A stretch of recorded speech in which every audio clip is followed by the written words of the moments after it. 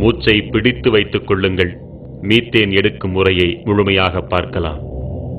மீத்தேனுக்கான துளைகளை 6000 அடிகளுக்கும் கீழாக இடுவார்கள். பின்னர் அங்கிருந்து பக்கவாட்டில் பல்லாயிரம் மீட்டர்களுக்கு துளைத்தெடுப்பார்கள். ஓர் ஆழ் துளையிலிருந்து பல திசைகளிலும் பக்கவாட்டு துளைகளை இடுவார்கள். பின்னர் அந்த துளைகள் வழியாக வேதிப்பொருட்களை மிக அதிக அழுத்தத்தில் செலுத்தி ஆழத்தில் இருக்கும் பாறைகளை வெடிக்கச் செய்து அங்கு சிக்கியிருக்கும் மீத்தேனை விடுவிப்பார்கள். விடுவிக்கப்பட்ட மீத்தேன் இவர்கள் அனுப்பும் ரசாயன நீரோடு கலக்கப்பட்டு பின் வெளியில் எடுக்கப்படும்.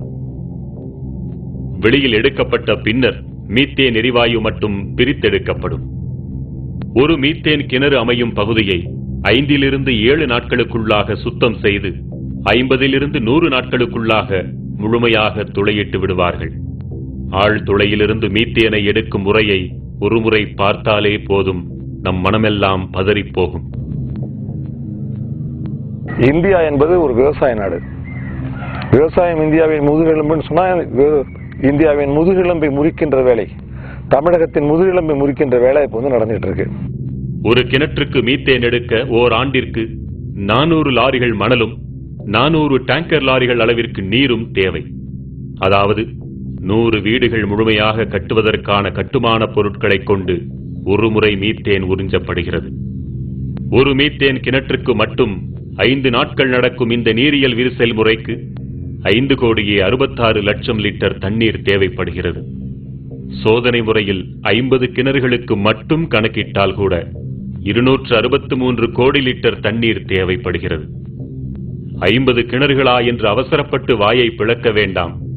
நம்மை வாழ வைக்கும் தஞ்சை டெல்டா பகுதியில் சுமார் 2000 மீத்தேன் கிணறுகள் வரவிருப்பதாக புள்ளி விவரம் சொல்கிறது. அப்படியானால் அந்த 2000 கிணறுகளில் ஒரு முறை மீத்தேன் எடுக்க மட்டும் 4 TMC தண்ணீர் தேவைப்படும். 4 TMC நீர் என்றால் எவ்வளவு தெரியுமா? அதை கொண்டு சுமார் 40 லட்சம் பேருக்கு அன்றாடம் 100 லிட்டர் வீதம் ஆண்டு முழுவதும் பகிர்ந்தளிக்க முடியும். இன்னும் எளிமையாக சொல்வதென்றால் 40 லட்சம் பேருக்கு 365 நாட்களுக்கும் நாளொன்றுக்கு 5 குடம் தண்ணீர் வீதம் தர முடியும். மேட்டூர் அணையின் முழு கொள்ளளவான 93.4 TMC நீரை இந்த கிணறுகள் 4 மாதங்களில் குடித்து தீர்க்கும் என்றால் இதன் அபாயத்தை புரிந்து கொள்ளுங்கள். இந்த பகுதியில் முதலில் குடிநீர் இல்லாமலும் அடுத்தது விவசாயம் இல்லாமலும் படிப்படியாக இந்த பகுதி மக்கள் இந்த மண்ணை விட்டு வெளியேறுகின்ற நிலைமை ஏற்படும். கர்நாடகாவிடமிருந்து 10 TMC தண்ணீரை பெறுவதற்கே 20 TMC கண்ணீரை விட வேண்டிய நிலைமையில் இருக்கிறோம் நாம். என்றால் மீத்தேன் கிணறுகளுக்கு தேவையான நீர் அனைத்தையுமே காவிரியிலிருந்து மட்டுமே எடுப்பார்கள் என்று குழந்தை கூட நம்பாது. நிச்சயம் ஒட்டுமொத்த தமிழகத்தின் தண்ணீரும் இதற்காக உறிஞ்சப்படும். இப்படியே அடுத்து வரும் 30-40 ஆண்டுகளுக்கும் மீத்தேன் குடிக்கப் போகிறார்கள் என்றால் நம் இயற்கை வளங்கள் எவ்வளவு கொள்ளை போகும் என்பதை கற்பனையாவது செய்து பார்க்க முடிகிறதா? இது நமக்கும் நம் சந்ததிக்குமான குடிநீர் அல்லவா? தனியாரின் கொள்ளை லாபத்திற்காக கொடுத்துவிட்டு தண்ணீர் இல்லாமல் நாம் அலைய வேண்டுமா? தண்ணீருக்கு இந்த நிலை, மணலுக்கு என்ன நிலை என்பதை இனி பார்ப்போம்.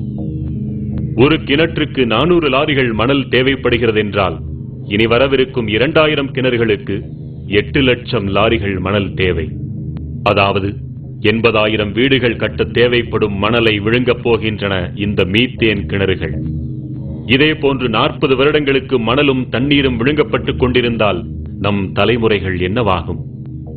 இந்த மணலையும் தண்ணீரையும் கொள்ளிடம் காவிரி மட்டுமல்லாமல் தமிழகத்தின் இதர ஆறுகளிலிருந்தும் நிச்சயம் எடுப்பார்கள். ஏற்கனவே மணலை தின்று தீர்த்த மட்டும் போதாதென்று இப்படி அடிவரை சுரண்டும் அதிபயங்கர திட்டம் வேறா? கொள்ளையடிப்பதற்காக எவ்வளவோ சிந்திக்கிறார்கள், அதை தடுப்பதற்காக கொஞ்சமாவது சிந்திக்க வேண்டாமா? மீத்தேனை எடுக்க மணலும் தண்ணீரும் மட்டுமல்ல, 635 வகையான நச்சுத்தன்மை வாய்ந்த வேதிப்பொருட்களும் பயன்படுத்தப்படுகின்றன. நச்சென்றால் சாதாரண நச்சல்ல, கதிரியக்கம் கொண்ட வேதிப்பொருட்கள் கலந்த நச்சு. இத்தகைய நச்சு வேதிப்பொருட்கள்தான் அடுத்த 30-40 ஆண்டுகளுக்கு நம் தாய் மடி போன்ற தஞ்சை நிலத்திற்குள் செலுத்தப்படும். நினைத்து பாருங்கள், இது மட்டும் நிகழ்ந்தால் நம் நிலம் என்னவாகும்? நம் இனம் என்னவாகும்? ஆறு அமிலமாகும், மண் மலடாகும், பிறகு வாழ்க்கை ஏது நமக்கெல்லாம்? சொல்வதெல்லாம் கனவல்ல, இந்த உலகம் ஏற்கனவே கண்டதைத்தான் பாருங்கள் என்கிறோம். வேற எந்த ஏரியாலையும் 1 கிலோமீட்டர் ஒரு கிராமங்கிறத பார்க்க முடியாது. ஓல்டு தஞ்சாவூர் டிஸ்ட்ரிக்ட், தஞ்சாவூர், திருவாரூர், நாகப்பட்டினம் எடுத்து தஞ்சாவூர் டெல்டாவில் மட்டும்தான் இவ்வளோ டென்ஸ் பாப்புலேஷன் இருக்கிறது தமிழ்நாட்டில். இந்த டென்ஸ் பாப்புலேஷனோட வாழ்வாதாரம், வாழ்க்கை எல்லாத்தையும் கெடுத்துட்டு ஒரு டெவலப்மெண்ட் வந்ததுன்னா அது எந்த அளவுக்கு கரெக்டுங்கிறதுல யாராலையும் முடிவு சொல்ல முடியாத ஒரு விஷயம். இந்த பகுதியில் தான் பல்லுயிர் பெருக்கம் நிலவுகிறது. இந்த பகுதியில் தான் கோவில்கள் போன்ற பழங்கால சின்னங்கள் எல்லாம், நாகரிக சின்னங்கள் எல்லாம் இருக்கின்றன. இந்த பகுதியில் தான் மும்மதங்களின் புனித தலங்கள் எல்லாம் இருக்கின்றன. மீத்தேன் கிணற்று குழாய்களில் ஏற்படும் உடைப்புகள் மற்றும் பழுதுகள் காரணமாக மீத்தேன் கலந்த நீர் நிலத்தடி நீரோடு கலக்கிறது. கலந்த நீர் கசிவுகளாக நிலத்திற்குள் ஊடுருவி நீர் ஆதாரங்கள் வழியாக வெளிப்படுகிறது. குடிநீர் குழாய்கள் வழியாகவும் விவசாய பாசன குழாய்கள் வழியாகவும் வெளியேறுகிறது. எரியும் தன்மை கொண்ட இத்தகைய மீத்தேன் கலந்த நீர் வெளியேறினால் என்னவாகும்? மீத்தேன் கழிவு கலந்த நீர் நெருப்பு பட்டவுடன் பற்றி எறிந்தது.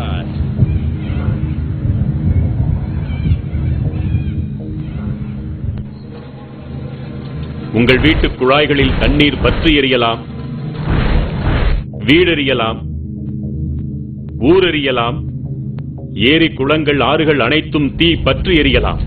காவிரி டெல்டா தீக்காடாகலாம். வாழ வழியில்லாமல் யாவும் மீத்தேன் குடித்து சாகலாம். சற்றேனும் விழித்துக் கொண்டாலோ இத்தனையையும் தடுக்கலாம். மீத்தேன் எடுத்தது போக இக்கிணறுகள் வேதிப்பொருட்களோடு கலந்த மணலையும் நீரையும் கழிவுகளாக தருமல்லவா? பேராபத்தை விளைவிக்கக்கூடிய அந்த நச்சு கழிவுகளை என்ன செய்ய வேண்டும், என்ன செய்வார்கள்? இக்கழிவுகள் அனைத்தும் குட்டைகளில்தான் தேக்கி வைக்கப்பட வேண்டும். அதுவும் பூமிக்குள் கசிந்து விடாதபடி குட்டைகளின் அடிப்பகுதியிலும் பக்கவாட்டிலும் சிமெண்டால் பூசி தண்ணீர் ஊடுருவாத தார்பாலின் கொண்டும் பாதுகாக்கப்பட வேண்டும் என்பது விதி. ஆனால் இந்த விதிப்படியெல்லாம் இக்கழிவு நீரை உலகில் இதுவரை எங்குமே பாதுகாக்க முடிந்ததில்லை. எப்படியாவது நீர் நிலத்தடி நீரோடு கலந்து விடுகிறது. பெருமழை காலங்களில் இந்த குட்டைகளில் இருக்கும் கழிவு நீர் வெள்ள நீரோடு அடித்துச் செல்லப்படுகிறது.